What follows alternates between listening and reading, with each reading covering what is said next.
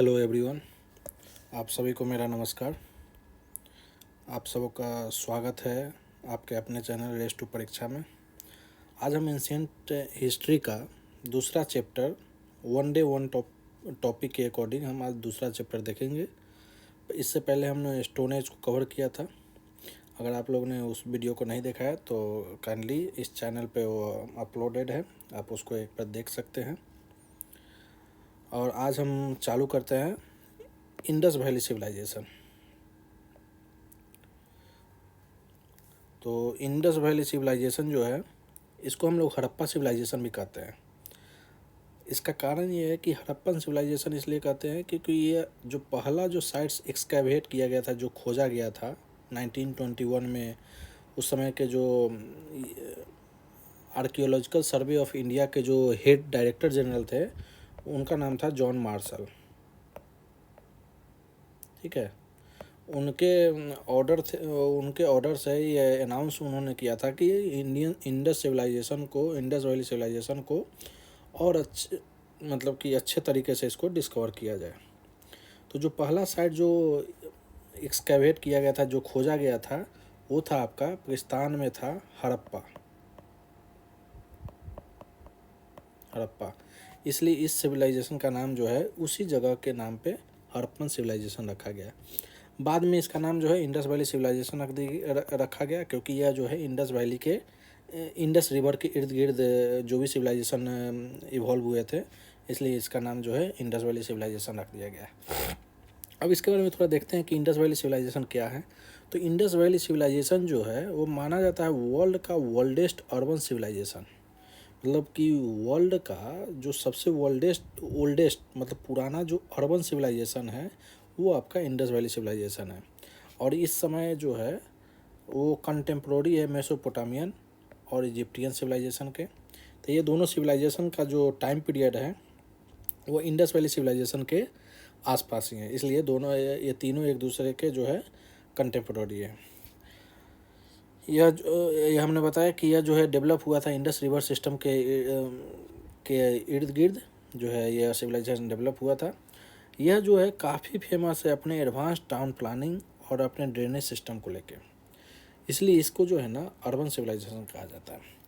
अब हम इसके बारे में अगर टाइम पीरियड को देखेंगे तो इसका जो टाइम पीरियड है वो 2500 BC बिफोर कॉमन एरा से लेके 1750 BC के बीच में इसके जो है आपका टाइमलाइन माना जाता है। अब जो है हम बात करते हैं इसके कुछ डिस्कवरी और इसके एक्सकैवेशन को लेके। तो इसके जो इम्पोर्टेंट डिस्कवरी जो है, जैसे कि पहले भी बताया, जॉन मार्शल जो है आपके जो ASI मतलब आर्कियोलॉजिकल सर्वे ऑफ इंडिया के डायरेक्टर जनरल थे, उन्होंने अनाउंस किया था कि इसका जो है 1920 में उन्होंने अनाउंस किया था इंडस वैली सिविलाइजेशन को, जो भी है, एक सेकेंड, हाँ, इंडस वैली सिविलाइजेशन को डिस्कवरी करने के लिए। ठीक है, तो फर्स्ट डिस्कवर्ड जो साइट था वो आपका हड़प्पा था, जो कि 1921 में आपका डिस्कवर किया गया था। और ये जो डिस्कवरी था ये उस समय जो है किया गया था, वो उसमें इंडियन इन्वॉल्व थे, उनका नाम था दयाराम सहनी। आगे हम इसके बारे में और भी बहुत सारे साइट्स हैं उनके, जो एक्सकैवेट कौन किया था, किस नदी पे वो डेवलप हुआ था, या किस नदी के किनारे वो जो है साइट्स लोकेटेड है, ये सब के बारे में हम नीचे एक टेबुलर फॉर्म में उसको हम डिस्क्राइब करेंगे। ठीक है, अब आगे बढ़ते हैं।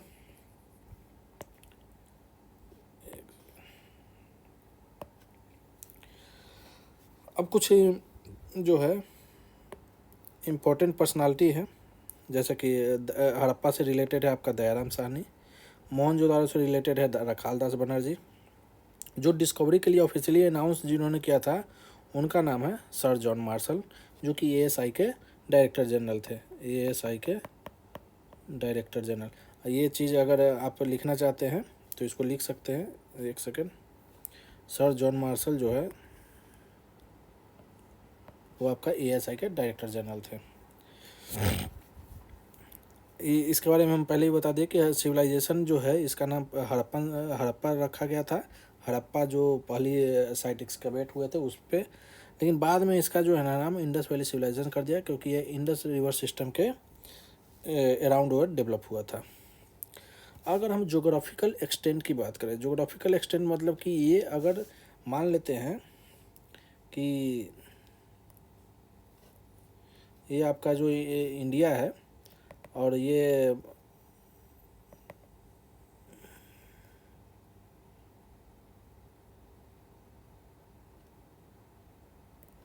ठीक है, इसको थोड़ा आप मान लीजिए,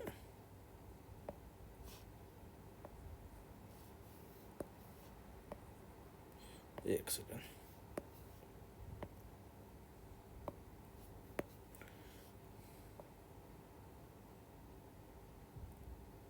ये आपका इंडिया है।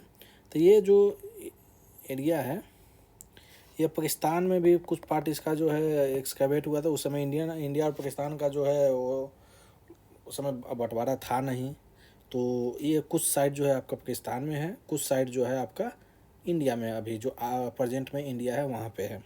तो जो आपका नॉर्दर्न मोस्ट जो साइट है, यह जो नॉर्दर्न मोस्ट साइट है ये आपका जो है मंदा है, जो कि कहाँ पर रहा है, ये है जम्मू एंड कश्मीर में। उसके साथ साउदर्न मोस्ट साइड जो है वो आपका यहाँ पे है, ये है आपका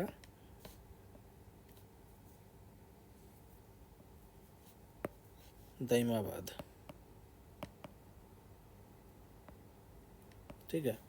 और ईस्टर्न मोस्ट साइड जो है वो आपका यहाँ पे है यूपी में, वो है आलमगीरपुर।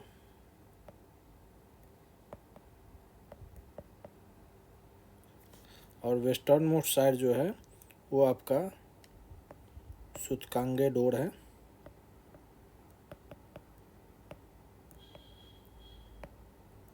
ये आपका पाकिस्तान के बलूचिस्तान में,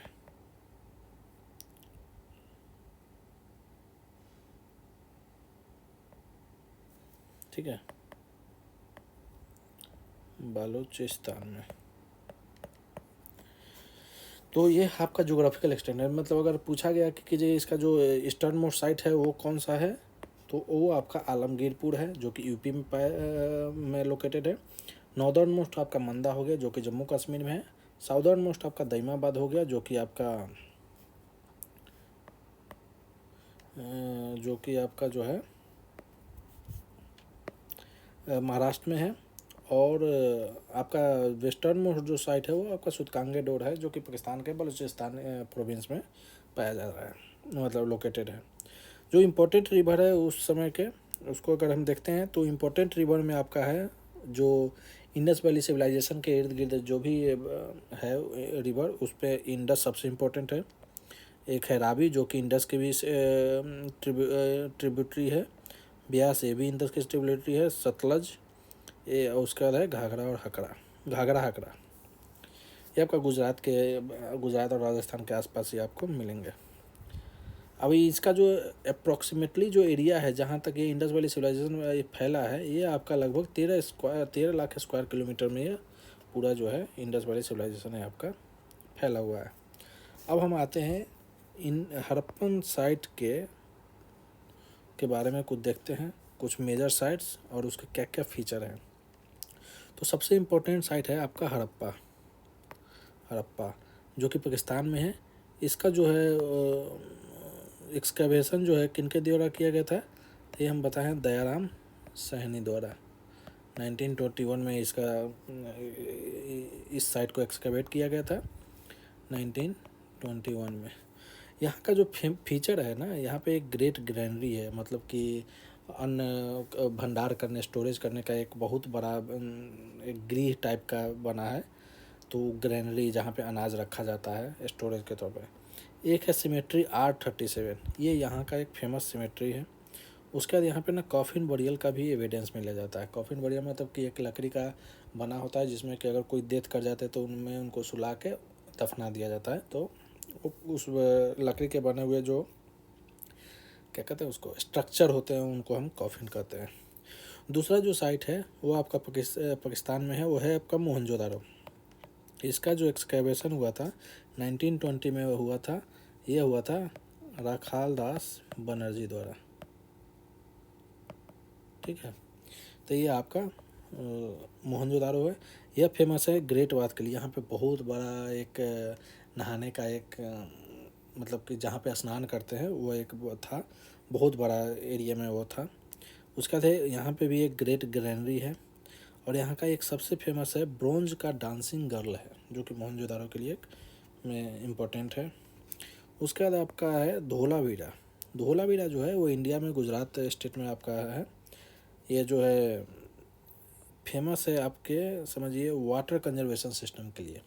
यहाँ पे जो वाटर का जो कंजर्वेशन है ना वो काफ़ी एडवांस और उस समय के लिए काफ़ी अच्छे तरीके से कंजर्व किया गया था जो सिस्टम था, इसलिए ये फेमस है। यहाँ पे एक यूनिक साइन बोर्ड भी मिला था, इसके लिए भी एक फेमस है। धोलावीरा जो है यह एक इकलौता इंडस वैली सिविलाइजेशन है जहाँ पे जो है इसके सिटी जो है 3 सेक्शन में बटे हैं। जैसे कि मेनली अगर सिटी जो होते हैं ना वो जो है, जैसे मान लेते हैं कि जैसे मान लेते हैं, एक सेकेंड एक सेकेंड, जैसे मान लेते हैं कि ये आपका एक साइट है। ठीक है, तो यहाँ पे जो है एक हल्का सा एलिवेटेड एरिया होता है, हल्का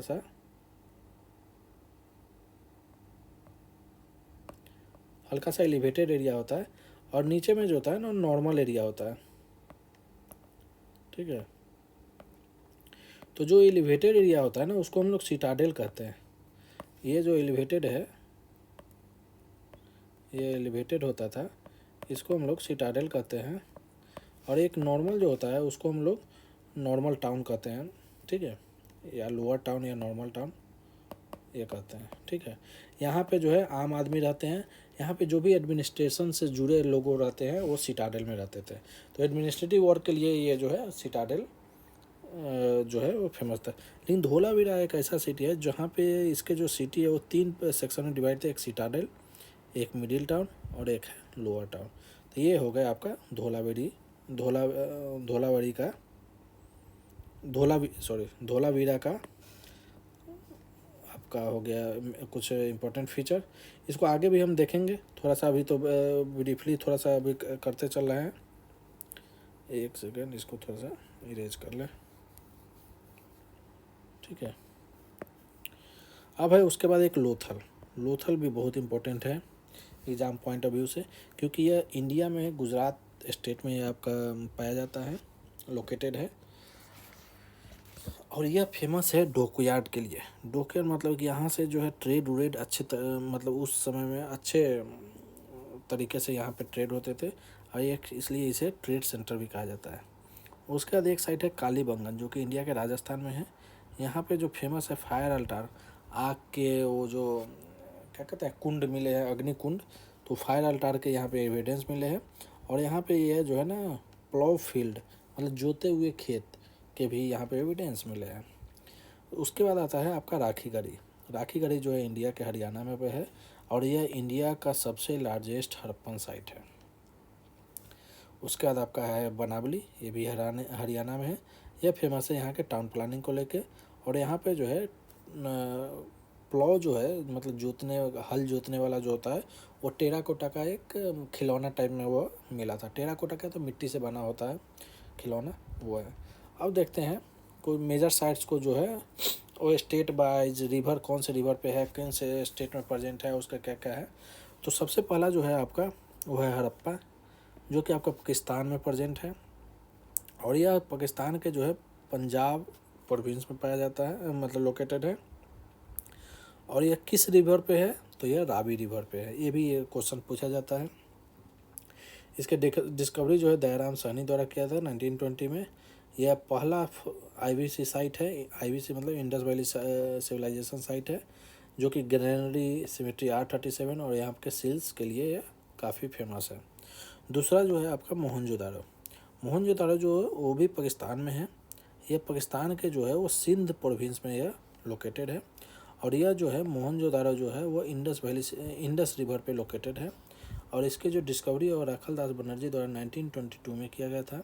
और यह फेमस है ग्रेट बाथ के लिए, वहाँ के ड्रेनेज सिस्टम के लिए, वहाँ पे अवेलेबल जो ग्रेट ग्रैनरी है स्टोरेज ऑफ कॉर्न्स के लिए, मतलब जो भी अनाज थे, जो भी उसके स्टोरेज के लिए जो बनाया गया था वो बहुत बड़ा था ग्रेट ग्रैनरी। और ये ब्रॉन्ज का डांसिंग गर्ल के लिए भी ये फेमस है।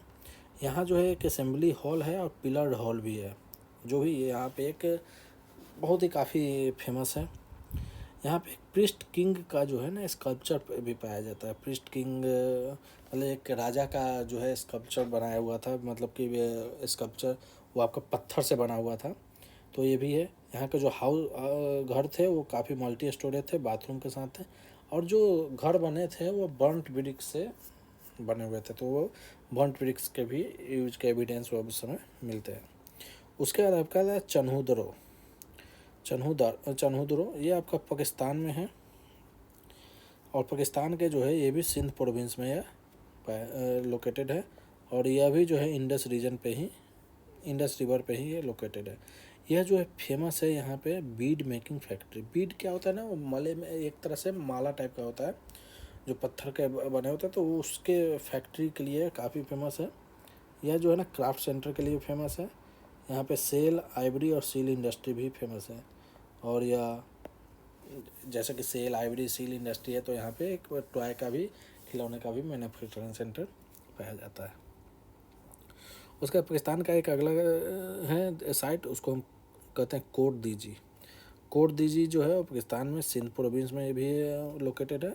और सिंध प्रोविंस में है तो इंडस रिवर पे ही लोकेटेड है। ठीक है, इंडस रिवर पे लोकेटेड है। ये प्री हड़प्पन सेटलमेंट फोर्टिफिकेशन, यहाँ पे बहुत कोट दीजी में जो बहुत हैवी फोर्टिफिकेशन था, इसके लिए काफ़ी फेमस है। उसके बाद था आमरी, ये पाकिस्तान के, ये भी सिंध प्रोविंस में है। और सिंध प्रोविंस में है तो ये इंडस रिवर पे ही लोकेटेड है। यह हड़प्पन कल्चर का एक साइट है। उसके बाद आता है सुतकांगे डोर। सुतकांगे डोर जो है पाकिस्तान के बलूचिस्तान प्रोविंस में पाया जाता है। और यह जो है दस्त रिवर पे आपका जो है दस्त रिवर पे यह लोकेटेड है। और यह फेमस है क्योंकि यह जो है हड़प्पन सिविलाइजेशन में जितने भी साइट है, इंडिया और पाकिस्तान दोनों को अगर इंक्लूड किया जाए, तो उसमें जो है ना सबसे जो वेस्टर्न मोस्ट साइट है वो आपका जो है सुतकांगे डोर है। इसलिए ये काफ़ी फेमस हो जाता है एग्ज़ाम पॉइंट ऑफ व्यू से भी। तो ये देखते हैं सुतकांगे डोर जो है वो वेस्टर्न मोस्ट साइट है। और ये यहाँ पे एविडेंस मिले हैं कि ये यहाँ से जो है ना मेसोपोटामिया में जो है वो ट्रेड किया, मेसोपोटामिया के साथ ट्रेड किया जाता है। उसका अली मुराद, ये भी पाकिस्तान के सिंध में है, इंडस रिवर पे, ये भी फोर्टिफाइड सेटलमेंट के लिए फेमस है। उसके बाद एक बालाकोट जो कि पाकिस्तान के बलूचिस्तान में है, ये अरबियन सी कोस्ट पे मैरीन ट्रेड और सेल इंडस्ट्री के लिए फेमस है। तो ये हो गया पाकिस्तान का कुछ फेमस जो भी साइट है, जो हड़प्पन सिविलाइजेशन का आईबीसी का जो भी साइट है वो सब ये पाकिस्तान में लोकेटेड है। अब हम आते हैं वैसे साइट जो इंडिया में लोकेटेड है। तो सबसे पहला साइट देखते हैं, ये है आपका राखीगढ़ी। राखीगढ़ी जो है वो आपका हरियाणा में है। हरियाणा में दृश्यद्वती, जिनको घग्गर रिवर भी कहा जाता है। तो नीचे हम बताएं, थोड़ा सा मेंशन किया है कि कौन से रिवर का क्या नाम है, उसका पुराना नाम क्या है, उसका नया नाम क्या है, और कौन से स्टेट जो है कंसर्न स्टेट जहाँ से वो फ्लो होती है, तो नीचे है उसके बारे में। राखीगढ़ी जो है वो हरियाणा के घग्गर रिवर पे वो लोकेटेड है। ये इंडिया का सबसे लार्जेस्ट आईबीसी साइट है। यहाँ जो है ना ड्रेनेज का बहुत ही प्लान्ड वे में ड्रेनेज सिस्टम रखा गया है। यहाँ पे ह्यूमन स्केलेटन भी पाया जाता है। दूसरा जो है साइट वो है आपका बनावली, यह हरियाणा में ये भी पाया जाता है। यह सरस्वती और घग्गर रिवर पे आपका सरस्वती या घग्गर रिवर पे लोकेटेड है। यहाँ जो है ना ओवल शेप्ड सेटलमेंट है। ओवल शेप्ड मतलब कि कैसे का जो प्योर सर्कल ना हो, थोड़ा सा बीच में उभरा हुआ हो, तो ओवल शेप्ड आता है। और यह फायर अल्टार्स के लिए काफ़ी फेमस है। यहाँ पे ना टेराकोटा का टॉय फ्लो भी मिला है बनावली में। तो ये जो है ना ये सब के लिए ये काफ़ी फेमस है। ठीक है, आगे आते हैं। अगला जो है वो भिराना है। ये भी हरियाणा में है, घग्गर रिवर पे है। यह जो है ये भी एक हड़प्पा का ओल्डेस्ट साइट में माना जाता है। उसके बाद है हरियाणा का है मीठाथल। मीठाथल भी जो है वो घग्गर रीजन में प्री हड़प्पन और हड़प्पन रिमेन्स यहाँ से पाए जाते हैं। उसके बाद है आपका धोलावीरा, यह गुजरात में है। यह जो है दो रिवर के बीच में है, मंसार और मनहार रिवर के बीच में यह लोकेटेड है। इसका जो एक्सकवेशन जो है वो RS बिस्ट द्वारा किया गया है और यह रन ऑफ कच्छ में आपका मौजूद है। जैसे कि आप देखते हैं, एक सेकेंड, तो यहाँ जो है यह गुजरात अगर मान लेते हैं तो यहाँ जो है आपका एक खंभात, यहाँ पे आपका बे ऑफ खंभात,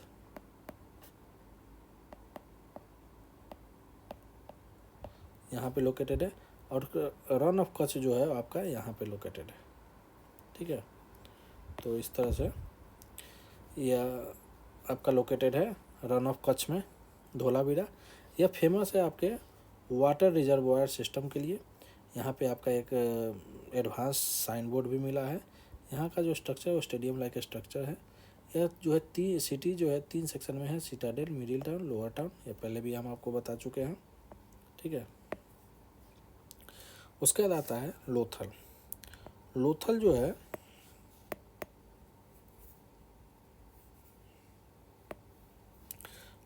जो है वो आपका गुजरात में है, भोगवा रिवर पे है आपका।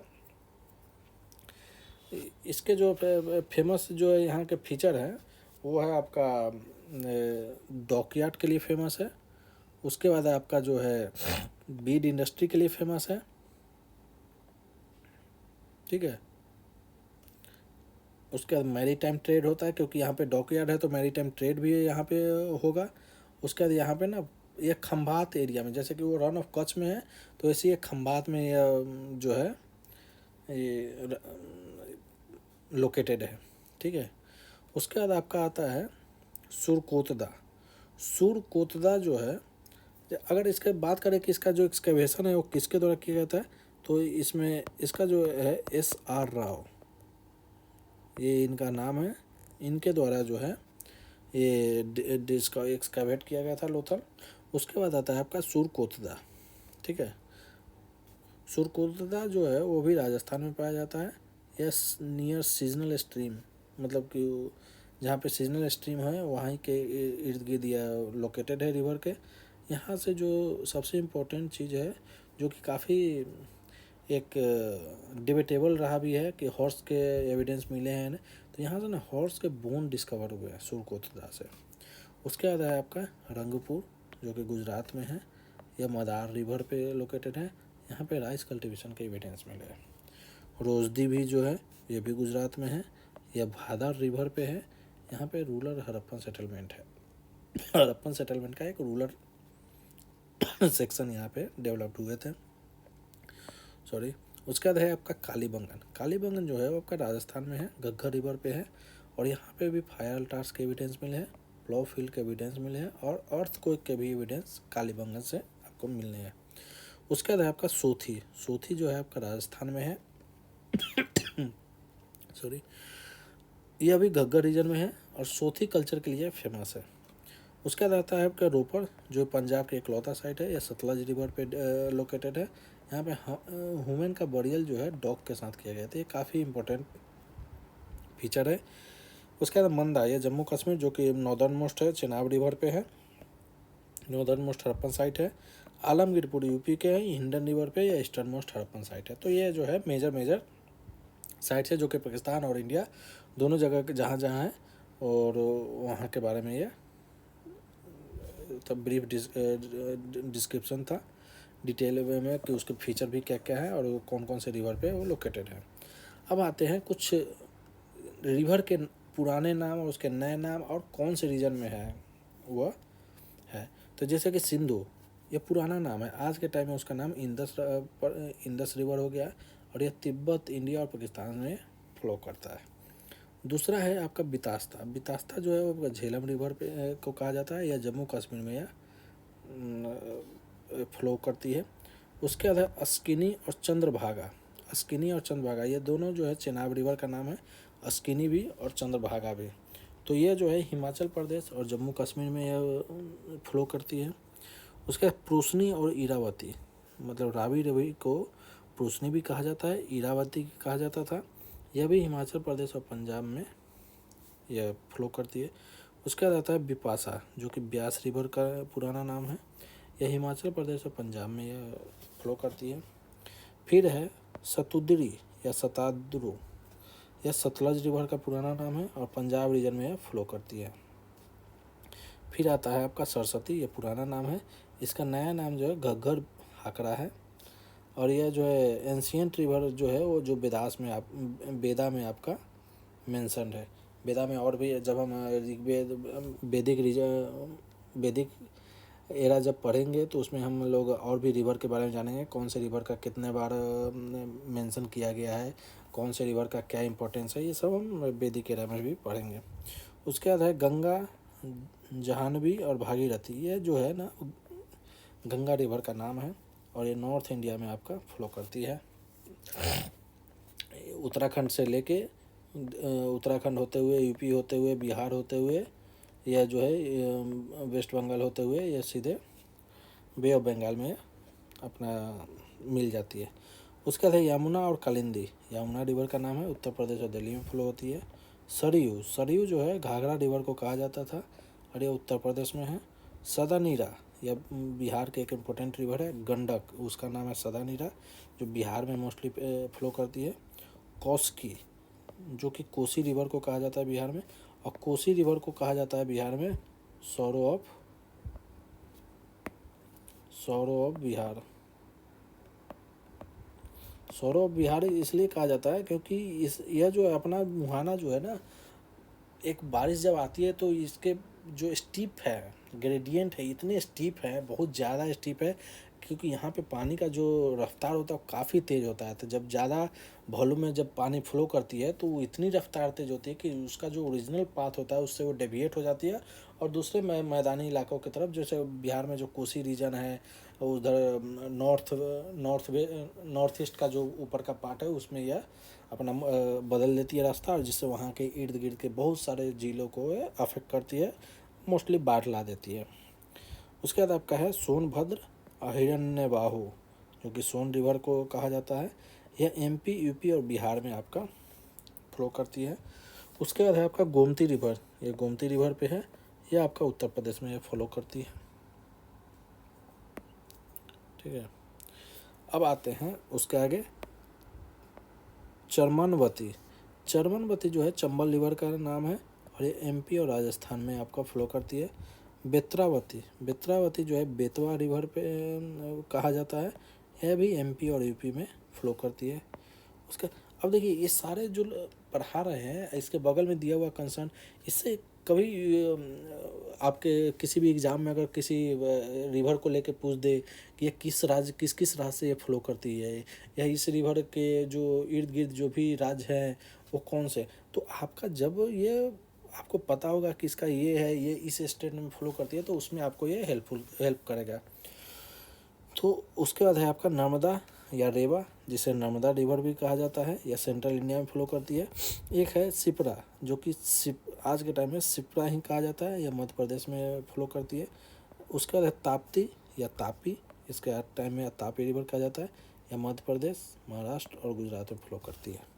फिर है आपका गोदावरी, जिसे दक्षिण गंगा के भी नाम से जाना जाता है, और ये से गोदावरी रिवर ये साउथ इंडिया में फ्लो करती है। बाकी हम जब हम ज्योग्राफी देखेंगे, ज्योग्राफी हम जब हम क्लास स्टार्ट करेंगे तो उसमें हम और भी डिटेल में हम रिवर को हम डिस्कस करेंगे। कृष्णा रिवर या कृष्णावेनी, ये कृष्णा रिवर को कहा जाता है, महाराष्ट्र, कर्नाटक और आंध्र प्रदेश में फ्लो करती है।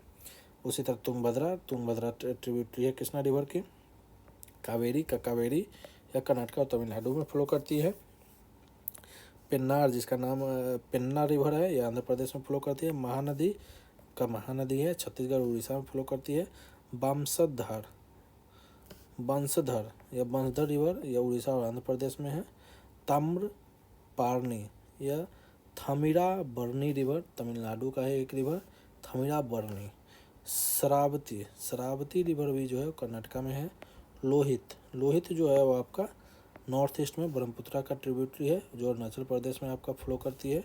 दिहांग या ब्रह्मपुत्रा का नाम है असम रीजन में।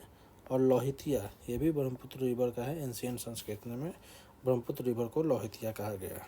ठीक है, तो ये कुछ है, इसको आप एक बार और देख लीजिएगा अपने तरीके से। इसको एक फैक्चुअल बेस है, इसमें कुछ उस तरह के है नहीं। अगर हम जब हम ज्योग्राफी में मैप बेस्ड अगर हम चीज़ें पढ़ेंगे तो उसमें हम बताएंगे कि इसका फ्लो किस किस तरीके से कौन कौन से रास्ते और किस डायरेक्शन में होती है। ठीक है, तो ये हो गया आपका कुछ रिवर। अब आते हैं इंडस वैली सिविलाइजेशन के टाउन प्लानिंग, जिसके लिए वो काफ़ी फेमस है। तो यहाँ का जो टाउन प्लानिंग है वो काफ़ी एडवांस है, जो जिसकी वजह से यहाँ का जो है कल्चर को ना अर्बन प्लानिंग, अर्बन कल्चर भी कहा जाता है। ये वर्ल्ड का कहा भी गया है, वर्ल्ड का पहला ऐसा अर्बन कल्चर है। तो अर्बन प्लानिंग में क्या क्या यहाँ के इम्पोर्टेंट कैरेक्टरिस्टिक है उसके बारे में देखते हैं।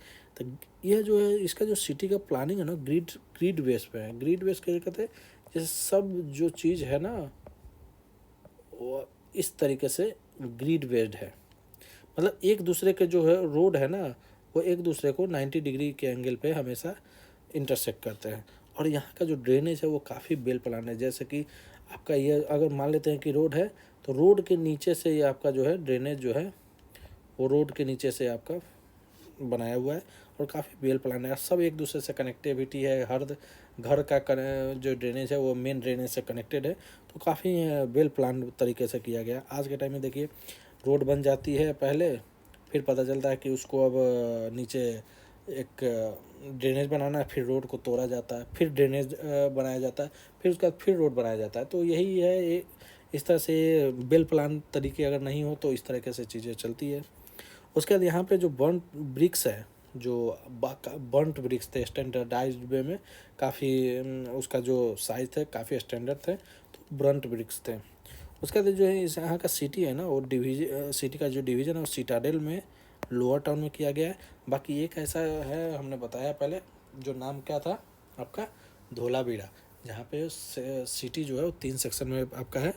सिटाडेल हो गया, मिडिल टाउन हो गया और उसके बाद एक है हो गया लोअर टाउन। लेकिन नॉर्मली जो है ना सिटी का डिवीज़न जो है 2 पार्ट में है। एक सिटाडेल जहाँ पे एडमिनिस्ट्रेटिव और रिलीजियस एरिया होता है और एक थोड़ा एलिवेटेड होता है, नॉर्मल टाउन से थोड़ा एलिवेटेड होते हैं। दूसरा लोअर टाउन जहाँ पे रेजिडेंशियल एरिया है, जहाँ पे आम लोग कॉमन लोग पीपल रहते हैं। ड्रेनेज सिस्टम जो होता है कवर्ड रहते हैं, जो भी ड्रेनेज है वो कवर्ड रहते हैं। उसके बाद ये हर हाउस से कनेक्टेड होते हैं। जहाँ पे प्रजेंस ऑफ इंस्पेक्शन, अगर मान लेते हैं कि ड्रेनेज अगर जैम हो गया तो उसके इंस्पेक्शन के लिए भी होल बनाए हुए रहते थे।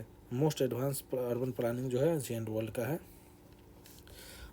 उसका देखते हैं इकोनॉमी। इंडस वैली सिविलाइजेशन का इकोनॉमिक किस तरह से रहा है, इकोनॉमिक लाइफ कैसा रहा है। तो उस समय का जो इकोनॉमिक लाइफ रहा है वो मेनली एग्रीकल्चर बेस्ड रहा है। वहाँ के ज़्यादातर लोग जो है एग्रीकल्चर पे डिपेंड रहते थे। मेन ऑक्यूपेशन ये माना जाता था। व्हीट और बार्ली जो था उस समय के काफ़ी मेजर जो है ज़्यादा उगाए जाने वाले जो क्रॉप्स थे वो व्हीट और बार्ली थे। कॉटन का भी कल्टीवेशन हुआ था पहली बार दुनिया में। जो है जो कल्टीवेटेड जो क्रॉप है वो कॉटन ही था। एनिमल हस्बेंड्री में कुछ एनिमल थे जिनका लोग डोमेस्टिकेट मतलब पालन करते थे, जैसे कि बुल हो गए, बफेलो हो गए, सीप हो गए, गोट हो गए। या जो है डेयरी के लिए और फिर मीट के लिए, दोनों के लिए ये लोग यूज करते थे।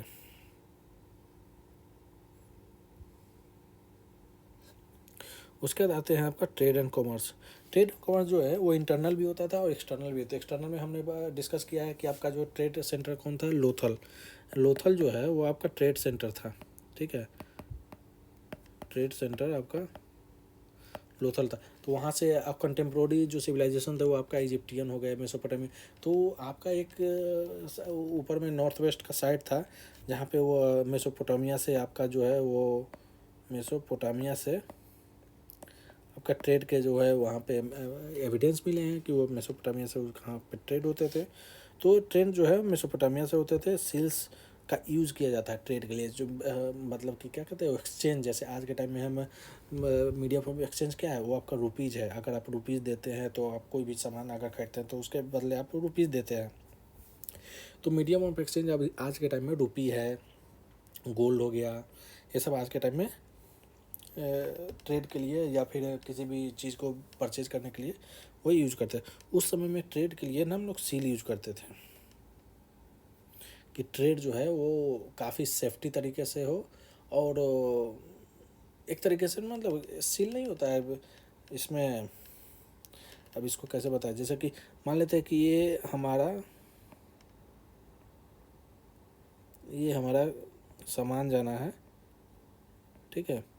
अब ये सामान को अगर बांध दिया गया तो यहाँ के ऊपर जो है बांध दिया, तो यहाँ पे ना एक सील लगा दिया जाएगा। अब यह सील जो है वहीं जाके ये सील खुलेगा, अगर उससे पहले खुल गया तो पता चल जाएगा कि ये इसके साथ छेड़छाड़ हुआ है। तो ये जो है सील का यूज किया जाता था ट्रेड के लिए। ट्रेड सेंटर में इंपॉर्टेंट था आपका लोथल। वेट जो है मेजर, ये स्टैंडर्डाइज सिस्टम था, बाइनरी सिस्टम यूज होता था मेजर्स के लिए। सोसाइटी और सोशल लाइफ क्या थे उस तरह को देखते हैं। सोशल स्ट्रक्चर, अगर सोशल स्ट्रक्चर की बात करें तो ये जो इसका करेक्टरिस्टिक थे काफ़ी अर्बन टाइप का था। ये वो दुनिया का पहला अर्बन बेस्ड ये था सिविलाइजेशन था। जो सोशल लाइफ थे काफ़ी ऑर्गेनाइज वे में थे। ड्रेस ऑर्नामेंट में देखते हैं कॉटन के गारमेंट, क्योंकि कॉटन का जो है पहली बार जो क्रॉप कल्टीवेट किए गए थे वो कॉटन ही थे। गोल्ड और सिल्वर के भी ऑर्नामेंट्स मिलते थे। बीट्स और बेंगल काफ़ी पॉपुलर थे। इंटरटेनमेंट के लिए ये डाइस का गेम खेलते थे, हंटिंग करते थे, डांसिंग और म्यूजिक करते थे। ये सब है। आर्टिफैक्ट में आपका ब्रॉन्ज डांसिंग गर्ल का स्टैचू है, जो कि आपका कहाँ पाया जाता था, मोहनजोदाड़ो में, ठीक है। अब है रिलीजन को लेकर, हड़प्पन का क्या रिलीजन था। तो रिलीजियस बिलीफ जो है मदर गॉडेस का वर्शिप करते थे। फर्टिलिटी वर्शिप काफ़ी कॉमन थे। टेराकोटा का फीमेल फिगराइंस भी जो है वो मिट्टी के बने होते थे, वो भी काफ़ी उस समय पाए गए थे। पशुपतिशील जो है वो एक तरह से शिव जी का एक प्रोटोटाइप था। तो वो पशुपतिशील जो कि सराउंडेड थे अपने एनिमल से सराउंडेड थे।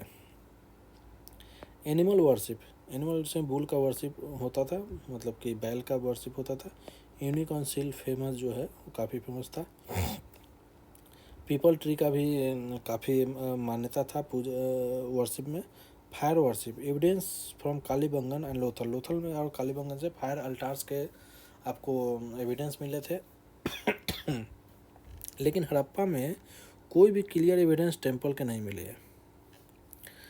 मतलब कि हड़प्पा में टेम्पल का एविडेंस कहीं नहीं मिला।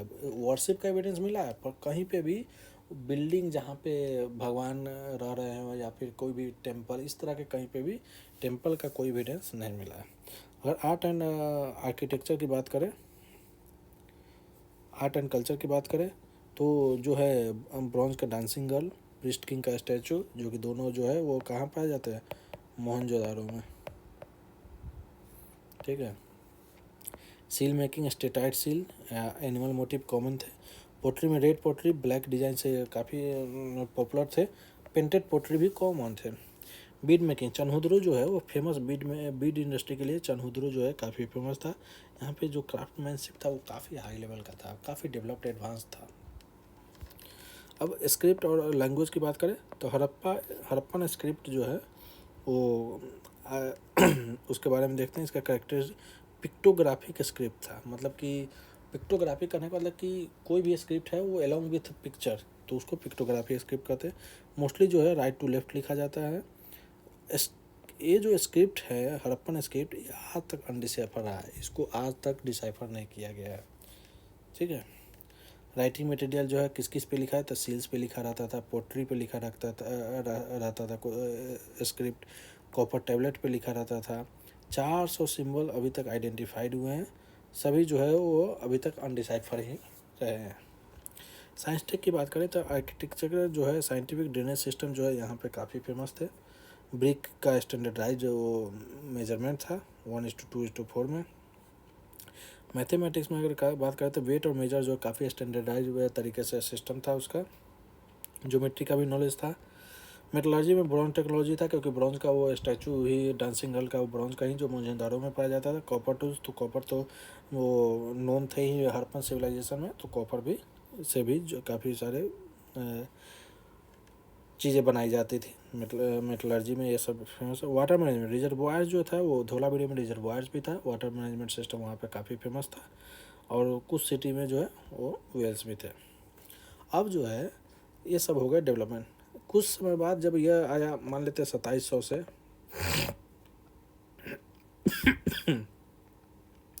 1750 तक, तो इसको ना 3 पार्ट किया गया था। एक है अर्ली अर्ली अर्ली हड़प्पन, दूसरा है मैच्योर हड़प्पन, और तीसरा है लेट हड़प्पन। ठीक है, ये लगभग 2700 से 2500 था। 2500 से ये लगभग 2000 तक में BC में, और 2000 से लगभग 1750 तक में जो है लेट हड़प्पन। लेट हड़प्पन के बाद जो है, लेट हड़प्पन में जो है वो इंडस वैली सिविलाइजेशन का डिक्लाइन होना चालू हुआ। डिक्लाइन होने में बहुत सारे कारण थे, इन्वायरमेंटल कॉज भी थे, आपका इकोनॉमिक कॉज था, एक्सटर्नल कॉज भी था। सब हिस्टोरियन का एक अलग अलग पॉइंट ऑफ व्यू था। तो इन्वायरमेंटल कॉज में आपका फ्लड थे, अर्थक्वेक थे, रिवर का शिफ्टिंग था। जब फ्लड आ गए तो वहाँ से लोग माइग्रेट कर गए, तो पूरी तरीके से वो जो इंडस वैली सिविलाइजेशन था वो डिक्लाइन हो गया। अर्थक्वेक में बहुत अर्थक्वेक आया तो इतना डिवास्टेट सिचुएशन हो गया कि लोग वहाँ से वो सिविलाइजेशन ही ख़त्म हो गई। रिवर शिफ्टिंग की वजह से भी वो सिविलाइजेशन ख़त्म। इकोनॉमी में हुआ कि ट्रेड का डिक्लाइन हो गया, एग्रीकल्चर प्रॉब्लम होने लगी। उसके बाद एक्सटर्नल कॉज में जो है काफ़ी कम लोगों ने इसको एक्सेप्ट किया, आर्यन का इन्वेजन थियोरी, कि आर्यन यहाँ पे आए और वह जो है यहाँ के चीज़ों को हड़प्पन सिविलाइजेशन को डिक्लाइन में वो मेन कारण रहे। तो मॉडर्न व्यू में जो है ना काफ़ी मल्टी कैजुअल कहा गया है, मल्टी कॉज रहे हैं डिक्लाइन होने के, कोई सिंगल कॉज नहीं रहा है। तो ये जैसे कि कुछ सपोर्टर है, हिस्टोरियन है जिन्होंने फ्लड को सपोर्ट किया, जैसे कि जॉन मार्शल। जॉन मार्शल कौन थे? जॉन मार्शल वो थे जिन्होंने कि अनाउंस किया था हड़प्पन सिविलाइजेशन का एक्सकेवेशन 1921 में, जो कि आर्कियोलॉजिकल सर्वे ऑफ इंडिया के डायरेक्टर जनरल थे। उसके अर्नेस्ट मैक्के और SR राव। SR राव कौन थे? SR राव वो थे जो जिन्होंने लोथल का एक्सकेवेट में उनका योगदान काफ़ी रहा है। इनका जो आइडिया है कि रिपीटेड फ्लड्स जो है ना वो सिटीज़ को डिस्ट्रॉय कर दी है, जिसकी वजह से अर्बन लाइफ वहाँ पे काफ़ी ख़राब हो गई। अर्बन लाइफ वहाँ पे डे बाई डे डिक्लाइन होते चली गई। दूसरा है आर्यन इन्वेजन। आर्यन इन्वेजन जो है, या ये माना जाता है जैसे Gordon Childe, Mortimer Wheeler, Stuart Piggott, ये सब मानते हैं आर्यन इन्वेजन थ्योरी का। ये बोलते हैं कि आर्यन जब इन्वेड किया और उन्होंने हड़प्पन सिटी को डिस्ट्रॉय कर दिया। व्हीलर जो है इसको आइडिया को लिंक करता है ऋग्वेद से भी। तो ये है इनका अपना व्यू पॉइंट है कि आर्यन ने आए और वहाँ पे हड़प्पन सिटीज़ को डिस्ट्रॉय कर दिया, जिससे हड़प्पन सिविलाइजेशन का डिक्लाइन हो गया। दूसरा है climate change, drying of river. इसमें है स्टीन का है, अमरनंदा घोष का है। ये दोनों मानते हैं क्लाइमेट चेंज की वजह से हड़प्पन सिविलाइजेशन डिस्ट्रॉय हो गई। क्लाइमेटिक चेंज और की वजह से जो नदी है वो सूखने लगी, और उसकी वजह से जो है एग्रीकल्चर में डिक्लाइन होने लगा। लोग वहाँ से सेटलमेंट अपना हटाने लगे। लोग जो सेटल लाइफ जीते थे वो अपना डे बाई डे वहाँ से हटने लगे। इससे जो है वहाँ का जो IBC इंडस वैली सिविलाइजेशन जो था वो धीरे धीरे डिक्लाइन होते चले गए। जूलॉजिकल चेंज में MR साहनी थे, ST लैम्ब्रिक थे, GF डेल्स थे। ये मानते हैं अर्थक्वेक और टेक्टोनिक चेंजेस जो है उसका कारण है। एपिडेमिक और डिजीज़ में ये कैनेडी हैं जो कहते हैं कि एपिडेमिक और डिजीज़ की वजह से जब फैल गया था, जो उसकी वजह से लोग जो है वहाँ से वो माइग्रेट हो गए और वो उस सिविलाइजेशन का डिक्लाइन हो गया। अगर हम बात करें कि हड़प्पन सिविलाइजेशन और वैदिक सिविलाइजेशन में क्या कंपैरिजन है, तो दोनों में थोड़ा बहुत डिफरेंस देख लेते हैं। जैसे हड़प्पन सिविलाइजेशन है वो कार्बन सिविलाइजेशन है, वहीं पर अगर वैदिक सिविलाइजेशन को देखें तो वो एक रूलर सिविलाइजेशन है। हड़प्पन सिविलाइजेशन को देखें तो ट्रेड बेस्ड इकोनॉमी है। वैदिक सिविलाइजेशन जो एग्रीकल्चर और कैटल बेस्ड इकोनॉमी है। इस दौरान जो है ज़्यादा तो लोग जो है एग्रीकल्चर और कैटल रियरिंग पे फोकस करते थे, जबकि हड़प्पन सिविलाइजेशन में ट्रेड बेस्ड, वहाँ पे बीट फैक्ट्री थे, ट्रेड होते थे, क्योंकि ट्रेड सेंटर थे, लोथल था तो डॉकयार्ड है, तो फॉरेन कंट्री के साथ भी उस समय ट्रेड होते थे। यहाँ का जो सिटी था वो काफ़ी प्लान वे में था, जबकि वैदिक सिविलाइजेशन में कोई भी सिटी प्लान वे में नहीं था। स्क्रिप्ट जो है वो नोन थे हड़प्पन सिविलाइजेशन, लेकिन आज तक अनडिसाइफर है, मतलब आज तक उसे पढ़ा नहीं जा सका, समझा नहीं जा सका क्या लिखा हुआ है। लेकिन वैदिक सिविलाइजेशन जो है वो डिसाइफर्ड है, संस्कृत लैंग्वेज में वो लिखा गया है। अब ये सब जो है इम्पोर्टेंट है आपका किस किस एग्ज़ाम के लिए, जो है फैक्ट बेस्ड है, थोड़ा सा ब्रीफ डिस्क्रिप्शन फीचर उचर भी है। तो ये आपका यूपीएससी बीपीएससी एसएससी रेलवे ये सब के एग्ज़ाम में जो भी आएंगे, अगर आपको इंडस वैली सिविलाइजेशन से अगर कोई भी क्वेश्चन, तो मुझे नहीं लगता है कि आपको इससे बाहर कुछ आएगा। ठीक है, तो जैसे कि प्री PIQ में कुछ फेमस है, जो कौन सा साइट जो डॉक्यूमेंट के लिए फेमस है, तो लोथल। ग्रेट बात कहाँ पे है, मोहनजोदारो। कौन से क्रॉप पहली बार हुआ था, तो कॉटन हुआ था पहली बार। और प्लाव फील्ड कहाँ पे हुआ था, तो कालीबंगन। कालीबंगन कहाँ पे है,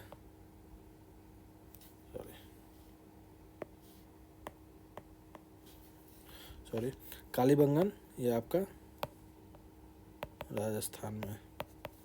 largest urban site in India वो है आपका राखीगढ़ी। अब ऑनलाइनर में देखते हैं, कुछ ऑनलाइनर को देख लेते हैं जो कि वनडे एग्जाम जैसे एसएससी रेलवे में आते हैं। फर्स्ट डिस्कवर साइट आपका हड़प्पा हो गया। ग्रेट बात आपका मोहनजोदारो। डॉकयार्ड आपका लोथल हो गया। वाटर मैनेजमेंट के लिए धोलावीरा फेमस है। लार्जेस्ट साइट इंडिया में राखीगढ़ी है। फायर अल्टर के लिए कालीबंगन फेमस है। स्क्रिप्ट जो कि आज तक अनडिसाइफर रहा है। मेन मेटल जो यूज हुआ है हड़प्पन सिविलाइजेशन हुआ है आपका ब्रोंज। फर्स्ट कॉटन जो ग्रोअर थे वो हड़प्पन था। फेमस स्टैचू जो डांसिंग गर्ल थे। अगर आपको मेंस में अगर इसको लिखा जाए तो उसके जो है कंक्लूजन में आप क्या लिखेंगे, तो कंक्लूजन में इंडस वैली सिविलाइजेशन का क्या सिग्निफिकेंस रहा है उसके बारे में करते हुए हम कंक्लूड करेंगे। तो इंडस वैली सिविलाइजेशन जो पहला अर्बन सिविलाइजेशन था इसको करते हुए, और क्योंकि यह हाईली एडवांस टाउन प्लानिंग था with a strong centre and economic system, और यहाँ का जो ड्रेनेज और ड्रेन सिस्टम तो काफ़ी साइंटिफिक तरीके से था। आर्किटेक्चर भी काफ़ी एडवांस था, और यह जो है इंडस सिविलाइजेशन के लिए एक इम्पोर्टेंट फाउंडेशन की तरह काम किया था। तो ये हो गया आपका इंडस वैली सिविलाइजेशन के बारे में। मुझे और ये आपको आगे चल के कोई भी अपकमिंग एग्ज़ाम होगा उसमें ये आपको काफ़ी हेल्पफुल करेगा। तो इसके साथ हम आज का सेशन को जो आज बंद रखते हैं, अगले सेशन में हम मिलते हैं। तब तक के लिए धन्यवाद। जय हिंद।